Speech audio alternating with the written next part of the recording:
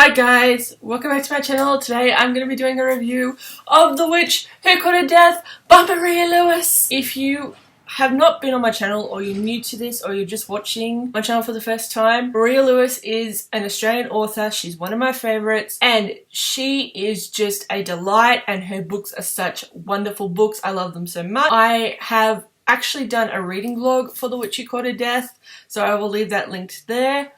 And let's just get into it because I have a lot of things to say. First off, as you can see, I tabbed the heck out of this book. The yellowy ones are continuity because this is a spin-off of one of my favourite series, the Who's Afraid series. And if you don't know what that is, here we go. Who's Afraid series is a urban fantasy series following werewolf Tommy Grayson as she struggles with her new identity as a werewolf and encountering the various new supernatural world that she's now a part of.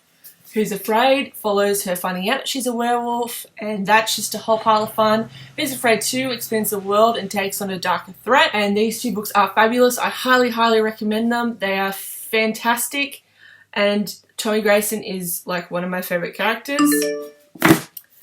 But The Witch Who Courted Death is sort of a spin-off, and it follows two principal characters, the witch and Death, who is Casper, who is the main character, or one of the main characters, but she is a character through who we view the lens through. Like she's the one who basically narrates the whole story. So yes, I tabbed a lot about this, and a lot of it sort of, I was looking at the world, I was looking at things that were making me laugh, because Maria just writes such fantastic banter, and it was just fantastic. And the green ones are particularly ones where I related to Casper a bit, because Casper is a medium. She can see and control the dead, which,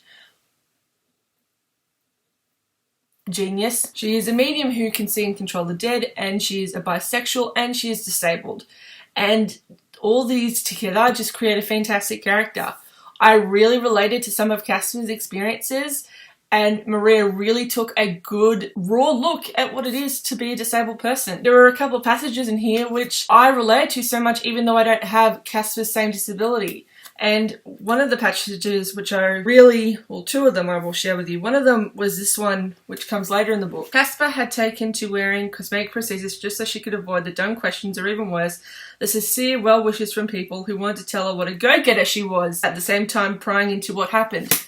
That, I think, is really real for a lot of people. A lot of people who are abled really just are like, oh, you know, you're so brave and you're so, you know, brave. I could never live like that. I've had people tell me that in person when they ask me, why do I limp? And then I just say, because I have cerebral palsy. And they're like, oh, you're so brave. And it really gets me, because it's like, what about, like, they act like it's a choice.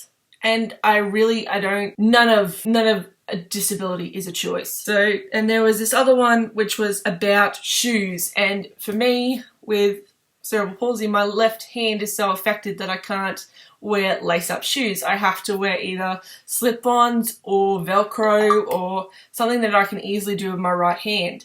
And seeing that in a book, seeing a scene where Casper is like pulling shoes on, and stating why because she only has one hand, she has to wear these shoes. It's a simple thing, but it just made me feel seen, because I've never had a character like that. That just makes me feel seen. And there are many other characters who I've had similar feelings to, but just to see that one scene, even if it was just a brief scene, meant so much to me. So enough gushing about like certain scenes. The whole book is just a ride, like from beginning to end. So Casper has a twin brother, and they can both see and control the dead. He gets murdered, and then the whole book is just Casper trying to find this witch who was the only other person allegedly that saw what happened. And it's just, oh, so good. We go from Berlin to like this town in Cornwall called Bowcastle. We fight these like creatures who have given themselves to make themselves supernatural. We have Heath. Heath, one of the main characters from Who's Afraid 2, is in this book, and he is fantastic. He is my stupid, idiotic, heroic son. I love him so much, and he's just as snarky as he always has been in The Witch Who Courted Death. Another thing that I really loved was the fact that this could be read as a standalone. I think that with most spin-offs, it's like, you know, you should read this book before you read this one.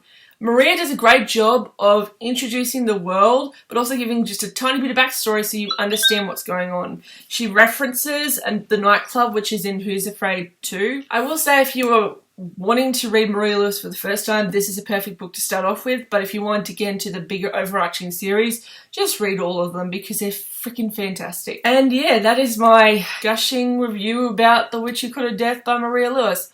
I really, really, really, really love this book, and I will continue to love Maria Lewis's writing, and I'm so excited for Who's Afraid 3, because this world is just something that I love and I love coming back to. So thank you for watching, and I will see you guys in the next video. Bye!